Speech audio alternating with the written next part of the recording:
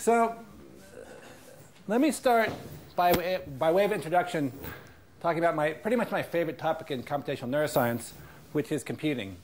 And at really abstract level, a computation is a mapping from some variable x to some function. And what we're interested in is how networks of neurons can implement these functions.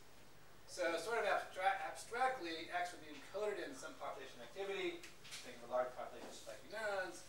That activity would act as input to a network. There's another population of neurons are out, and that would code for f of x.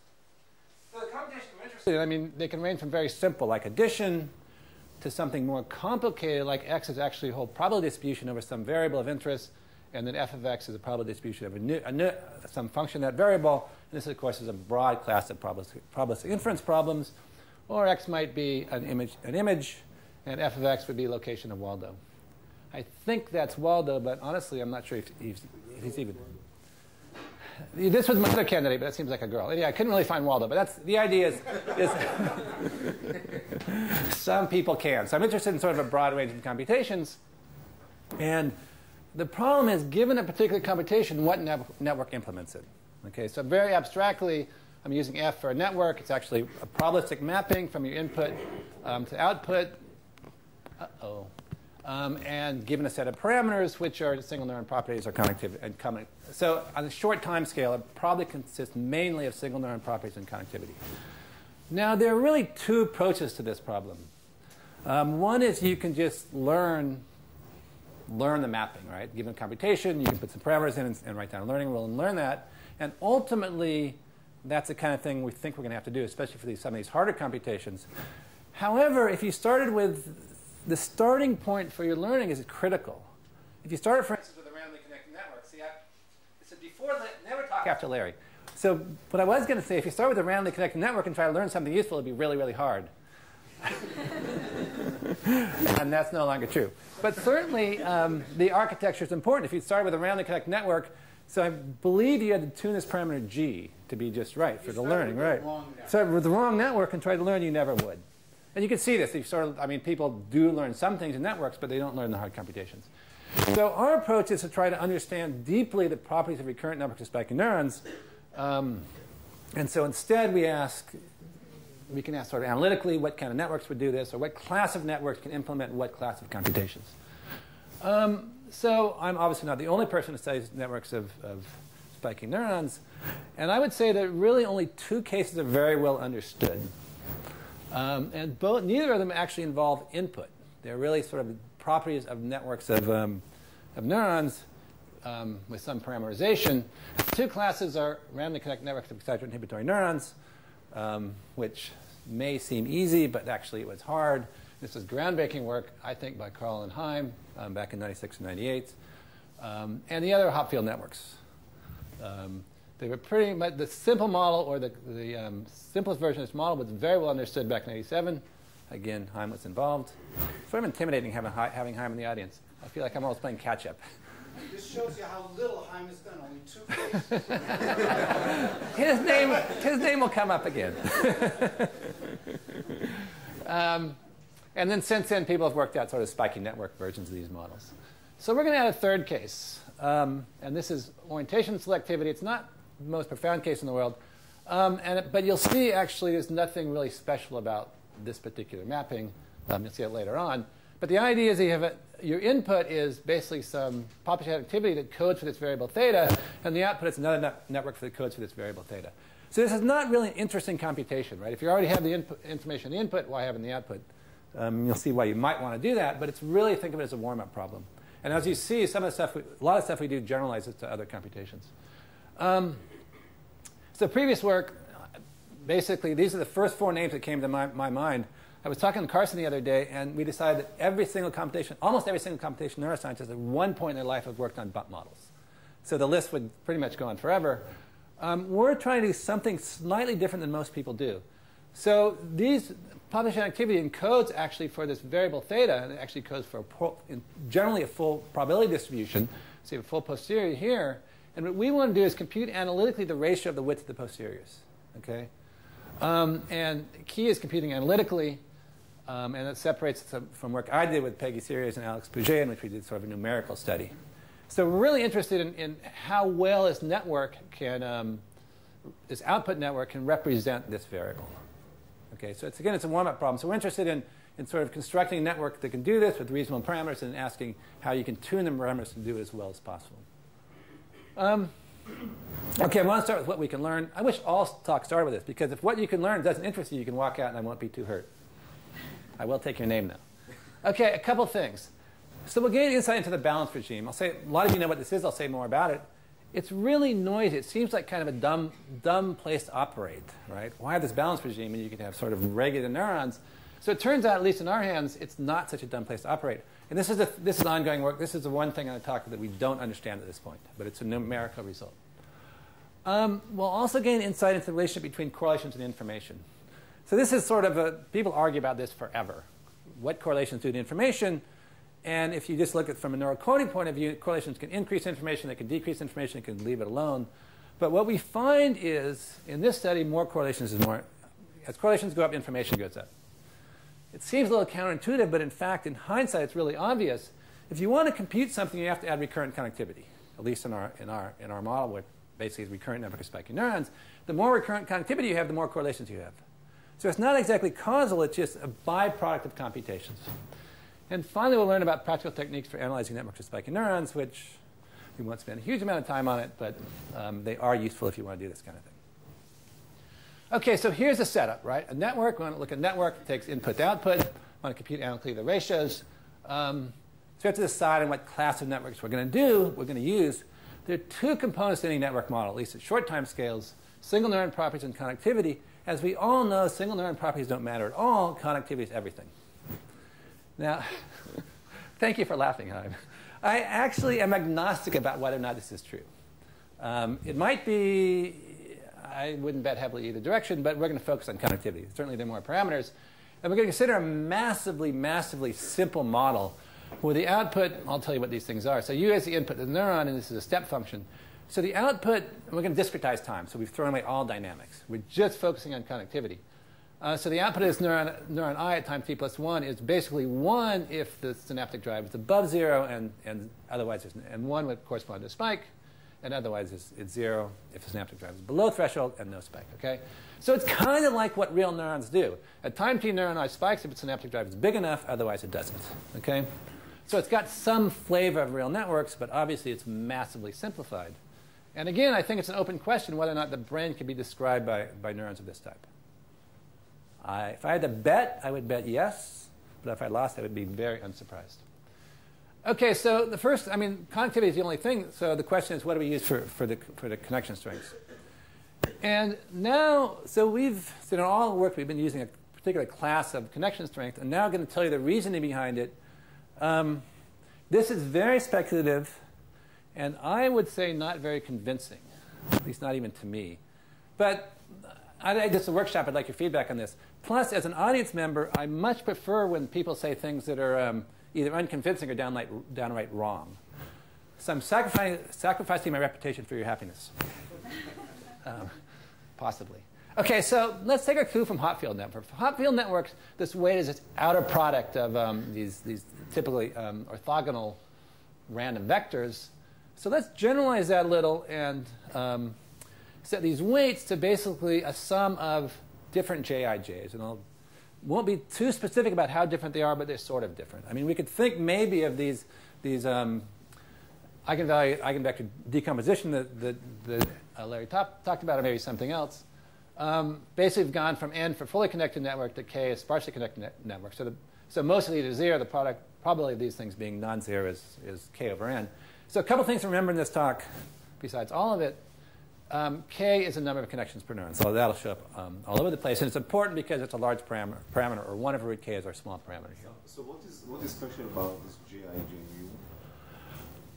Otherwise, you can obviously read. So it's based on this idea of it's basically, in some sense, very close to this outer product version. I mean, you could ask what's special about these terms, right? Yeah, it's low rank, right? So this is, I'm not being at all specific about this. We should think something low rank-ish. In fact, we're going to make it look sort of like Hotfield Network. So think of cell assemblies, and Jij1 would be some set of neurons that are strongly connected together. So it's not, this JIJ is not random. It's actually got some structure to it that's associated with, say, some subset of neurons. And then JIJ2 would look like that. And the big difference between this and the Hotfield network is the connections aren't strong enough so that you can get self-sustaining activity. So you're input-driven. We still get some degree of pattern completion or error correction, but it's really input-driven. And you're not, in general, you're not restricted to orthogonal or almost orthogonal patterns. So assemblies tend to suppress each other with a degree of suppression determined by inhibition. And we're going to consider the case where sort of all but one mode is suppressed. So if you bind that, it's got important implications. So let's say you have some input, and that input is associated with mode mu equals nu. You iterate this equation for a long time, and X settles into some sort of pattern of activity. And we can sort of see it here, right? So this is JJ nu, say. Your input looks like this.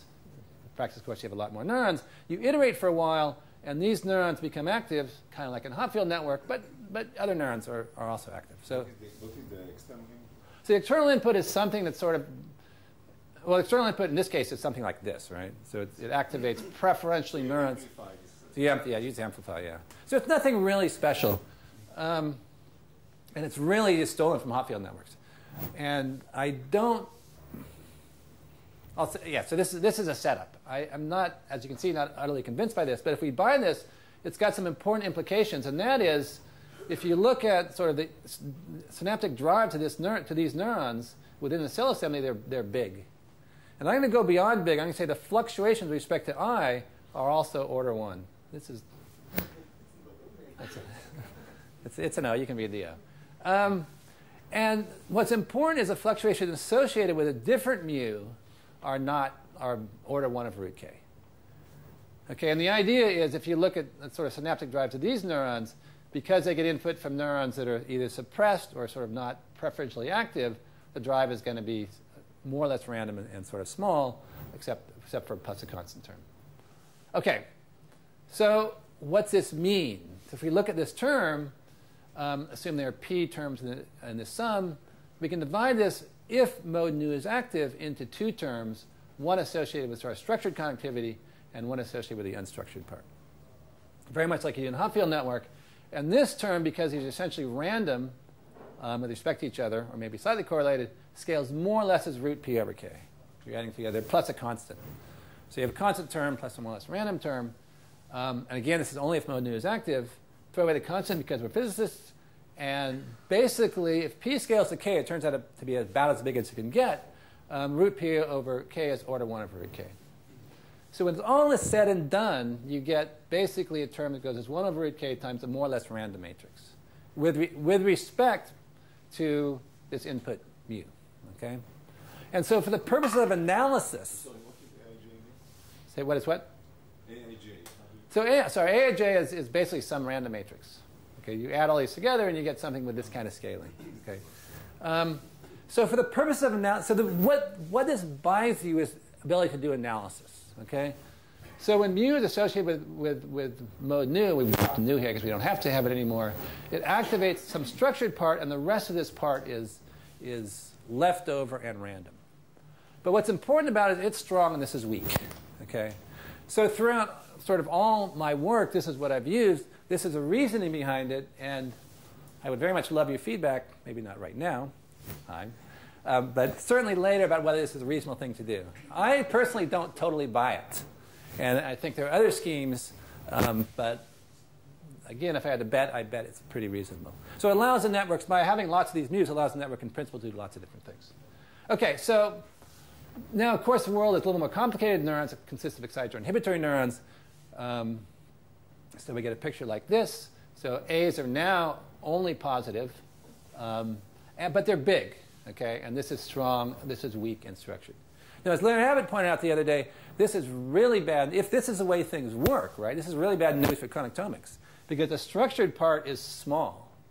Presuming this is the part when you learn the structured part, it's really small compared to this random background connectivity. So if you try to look at the connection matrix and try to infer what it's doing, it may be very, very hard. Now, if you're clever, it may not be, but it's definitely going to be a problem. Okay. So these things are, all these things are order 1. So because this is a step function, there really isn't any order, right? We can scale everything up or down. But we're going to call u sub I the input order 1 by definition. This has to be order 1. Otherwise, if it's too small, it will be swamped by the input. If it's too big, it'll swamp the input. So this is order 1. These individual terms are big. They're order root k, right? We have k terms in the sum. And divided by root k is order root k. But as Carl and Heim showed, they dynamically cancel. No fine-tuning required. Okay? Now, I want to take a slightly closer look at this scaling. It was based on this argument, which is, I have to say, the weakest argument I've ever put forward in public. But it might be right, as opposed to strong arguments that have been wrong. I have all sorts of combinations in my life.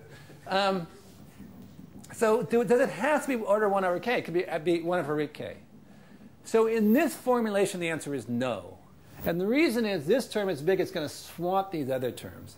And because these, as I said, sum on j, as a function of index I, sort of scale changes by root k, it's going to completely swamp these other terms. The neurons will be completely on or completely off. That doesn't mean it can't be fixed, right? You can balance these terms if you're willing to allow sort of inhibition in your learning. Okay? And in fact, in models of orientation selectivity, John Hertz has considered a model exactly like this. And I could have sworn, didn't you have a model like this, Heim, with Carl and Fred Wolf, where you looked at orientation selectivity with it's published. Sorry, I looked in Medline, I didn't find it. Les Okay. Anyhow, I'll add. So Heim also has done work on this, and it will be added to the next talk. Okay, so this is a very real possibility. Now, for sort of complex computations that aren't orientation selectivity in very high order, my feeling is the brain doesn't do this. It's problematic because now you have to learn both I to I, E to I, I to E, and E to E sort of all together, and it's got to be continuously balanced. Okay, it makes it a harder problem. Also, the weight changes during learning have to be bigger. This seems like a much easier problem for the brain. And also, if you look at inhibitory neurons, they have different response properties, different projection patterns. But so this seems perfectly reasonable. Whether or not it's true, I don't know. Okay, but we're going to go with it for the rest of the talk. Okay, so that was massive speculation. The rest of this is going to be more solid, I hope. So let's get back to the problem we're interested in. So this input is basically this sort of orientation-tuned activity. This is u sub I. Now, so I want to comment. So basically, we're going to let J eventually be a sort of Mexican hat, and it's going to be tuned to this particular input. But there's nothing special about bumps. I mean, this input could have been anything. The idea is you want somehow the structured connectivity tuned to pick up your input. So this is much broader than just orientation selectivity. So this is the input. This is the output, binary neurons, and we want to estimate the value of theta given the output. Our goal is to build a network when the variance theta is small in some sense. So we actually characterize that with the Fisher information. So we're going to use Gaussian fluctuations here so we can actually compute analytically the Fisher information here. And we want to now compute the Fisher information. We can compute the Fisher information here. I'll tell you about how to do that in a second. And our goal is for the ratio of these to be large. Right? So large I out just means small variance. Okay? It's just sort of a convenient way to do this. Now, so we've actually done the analysis for the excitatory and inhibitory neurons. I'm going to talk about what I call the hybrid network, in which you basically take these things, which we know more or less cancel anyway, and lump them together. And so we did this a while ago. I actually one of my students talked about it last meeting. And we worried a lot about whether the conclusions we drew from this actually held for the ENI network. They turn out that they do. Okay. But we have gotten a little bit farther. So AIJ is a sparsely connected random. It's now a zero mean random variable. Okay. And then this is a drooping Mexican hat. It's got circular normal function. It looks like this. Okay. And it's tuned really to our input. A different input we would have used a different JIJ.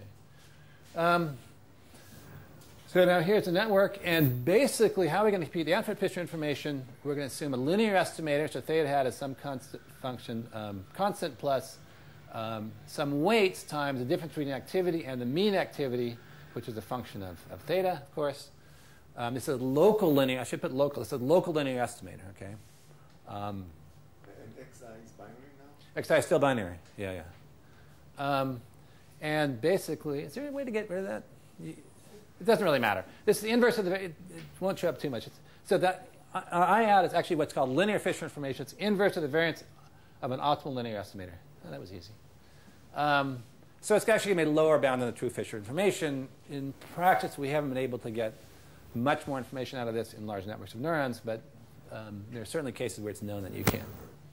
OK, so that's a setup. Now, it's pretty well known. I'm not going to derive this. It's pretty well known that the Fisher information has this form. It basically involves the derivative of the gain functions and the inverse of the covariance matrix. What happened to the other term? Which other term? The Fisher information from a contribution from the covariance. It's here.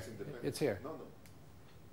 Term which depends on the tuning of the covariance matrix. Oh, yeah, the trace term, the famous trace term. What? Are you talking about the famous trace term? So, yeah, this because we're looking at linear Fisher information, that doesn't show up. I see. So that's Yeah, this is the equation. I really should call this out linear. Okay, this is linear Fisher information. In this case, it turns out I understand, but you have covariance matrix. we have the covariance matrix, but we don't have Stimulus independent. stimulus. So we sort of assume it's stimulus independent. If we're stimulus dependent, you can get more information out of it, and we're not picking up that So term. it's a lower bound. It's a lower bound. It's a lower bound. Yes. So we actually have a full expression for the covariance matrix, so we could look at it and see. Because you're going to tell us something about correlation, but you missed the most fun part. A little harsh, huh?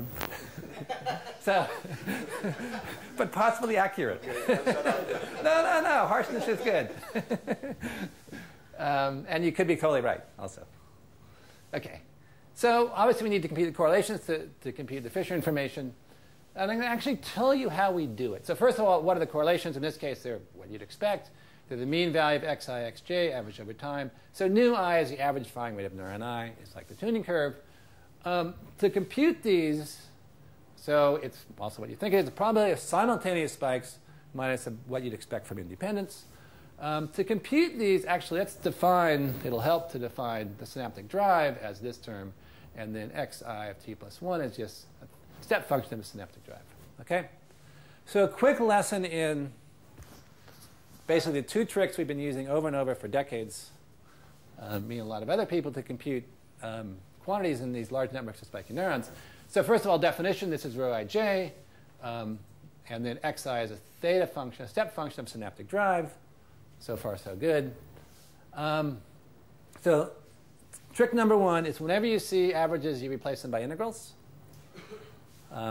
That's pretty reasonable, right? This thing might be hard to compute, but if you can compute it, we can compute this integral. Step number two, which is more important. So hi is basically some large sum on xj. We'll just write it like this. wij is now sort of the a plus j term. So trick number two is whenever you see a large sum, you say it's Gaussian. OK? It works amazingly well even when it shouldn't. And it almost always gives you qualitatively correct results. So in neuroscience, I don't know of any cases where it hasn't. OK, so now this is a Gaussian random variable, and we can compute its covariance matrix really easily, right? It's just W transpose rho W. It's got, obviously, when you square this, it's got some rho in there. So C is the covariance matrix of the input. OK? Easy as pie. So now look what we have, right? We have a Gaussian integral over some step functions. We're physicists, we can do Gaussian integrals, right? So this is just an error function. And we can compute this exactly if we want. In fact, we can know exactly what this Fij is. But we take one. So I'm going to put that slide up and let it sit there for 15 seconds.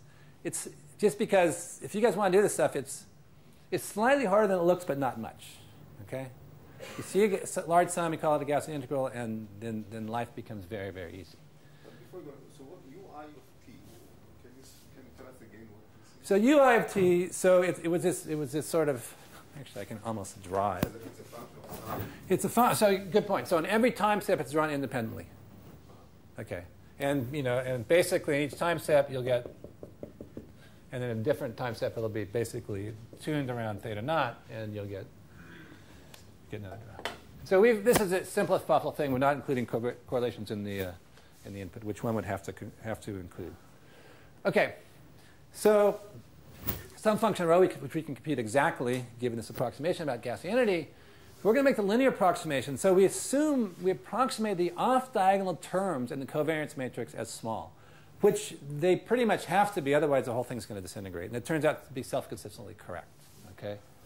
So this you couldn't really do in your head. But you could do with only a few lines of algebra. It's really, well, OK, a page of algebra. It's not that hard. So G is basically the derivative of the gain function of neuron I. Basically, the gain function is you take the step function and you average over the synaptic noise. So it's a noise supplied by the random background part. OK? So this is very similar in spirit to the calculation that Alfonso Renart did in its recent science paper that came out.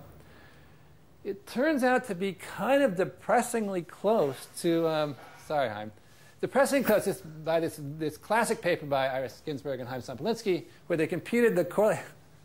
I'm not saying that just because you're here. I would say it otherwise. They computed the correlational structure in a weakly coupled network. So I have this strongly coupled, it's 1 over root k, and also a step function, which makes what that means is you can't Taylor expand your gain function. So what they did, because it was weakly coupled and they had a smooth gain function, they could Taylor expand.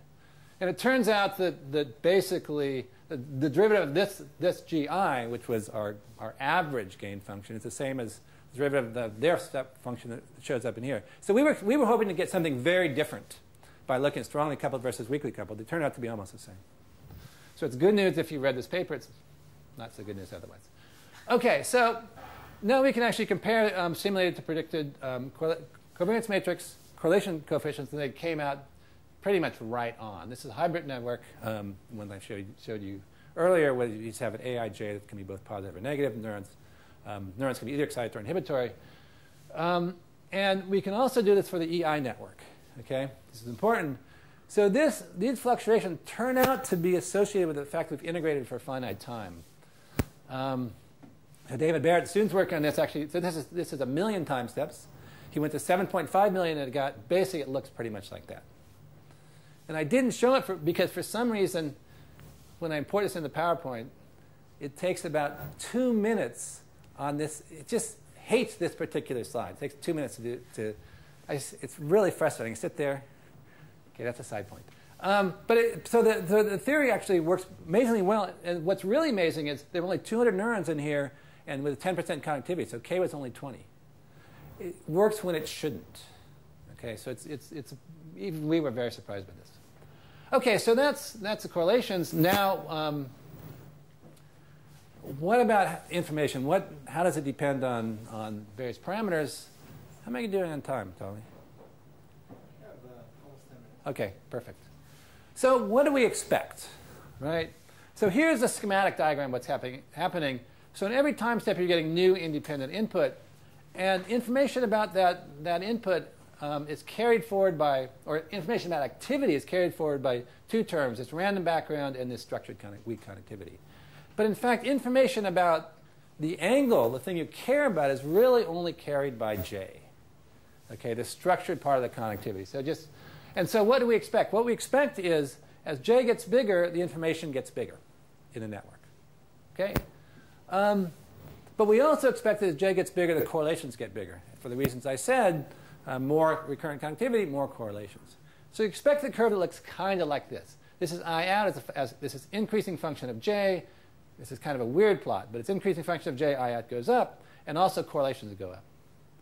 So we don't really know the shape of this, except that for this model, it's not hard to show, meaning 10 minutes of me up here talking. Actually, I did this in a talk once. I looked at my notes. I looked at the slides, and it was just a mess of equations.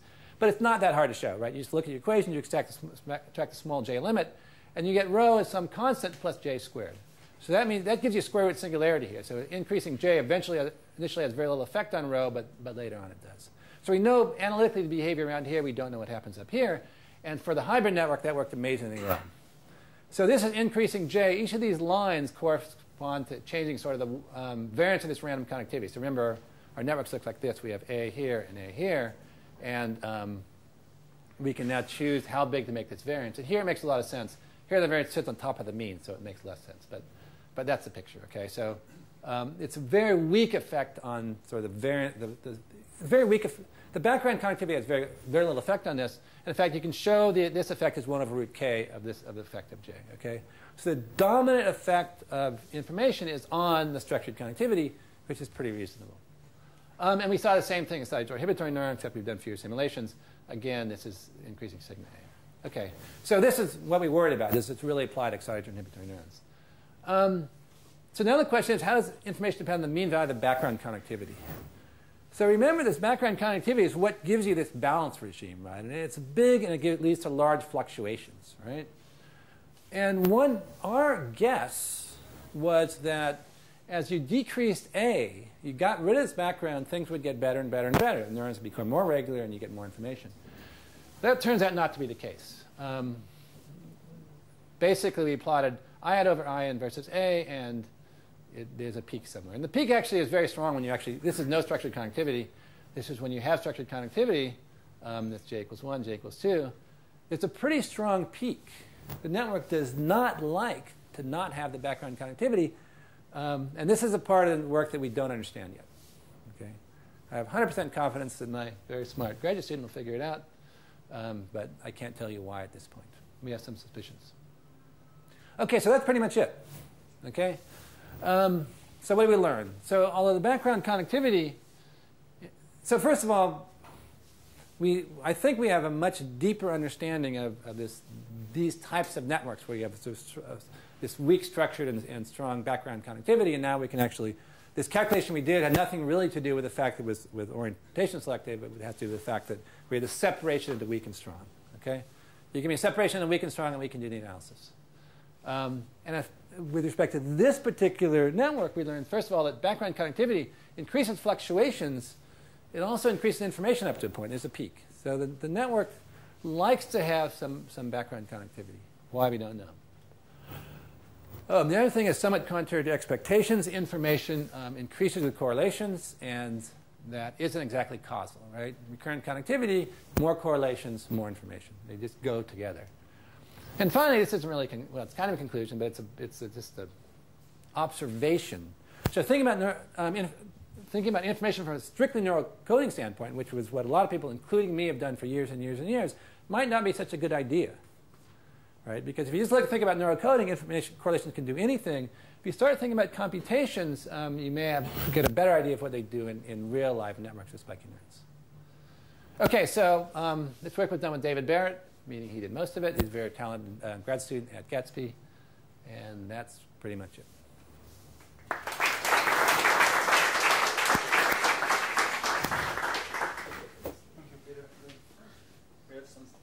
Can you translate your limits on A into capacity of this network to do different tasks? Because originally A was made of different J's. Yeah, so there's one thing. So I didn't show this all in the talk, but the scaling was so first of all, I'm talking about the number of different JIJs, JIJ means, yeah.